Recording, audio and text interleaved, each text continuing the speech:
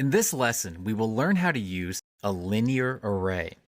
In the detail on the right-hand side, move your cursor over, click somewhere in the blank drawing area, then spin the wheel on the mouse.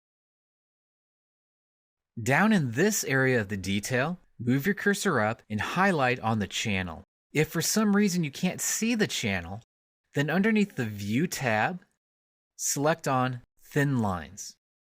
So you would select on Thin Lines, and then you should be able to see that metal channel down here at the bottom.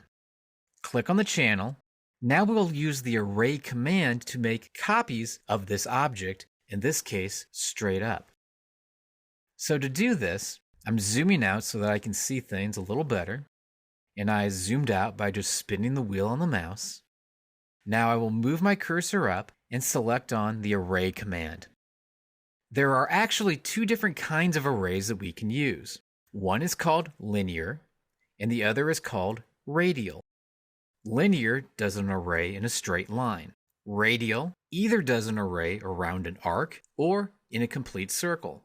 For this example, though, I want to do an array that's a straight line.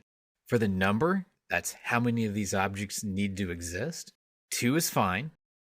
And we have options here called move to second and move to last. For now, just leave it on second. Zoom in here toward the bottom and click at this intersection point. Zoom back out. Now move in the direction that we want the array to take place. I would like to make a copy of this channel and have it sit on top of this object up here. To do that, we'll come straight up, and then when you see 4 inches, click. Now it's made a copy of this object 4 inches straight up. If we zoom in, we can now see that this object is sitting in the proper location, but it's actually a little bit lower than what we'd like. So to adjust that, we can click on the object, click and hold down the mouse button. It will look like the move symbol shows up, then move the mouse up until the object is just above this other piece of steel. Zoom back out, and now we can see that we have a copy here as well as a copy down below. If you look very closely, you'll see a couple of lines over toward the side, and if you zoom way out, you will then see that there's a number associated with it. If you click where that number is at and type in another number, such as 4, you can see that it will continue this array, evenly spacing between the first spot that you had clicked to the same distance as the second spot that you clicked. If you change this to be a 3, click out into the drawing area, or a 5, it will continue to multiply or subtract based on the number that you type in there on the side. This same step would have worked if we had selected last on the options bar instead of second. The only difference would have been, for the spacing, it would have spaced them evenly between the first spot and the second spot that we picked, as opposed to the same distance as the first spot and the second spot that we had picked.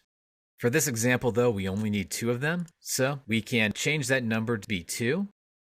You can click on the object, zoom out until you see the number, click where it has the number, change that to 2, then click out here and space again, then zoom back in.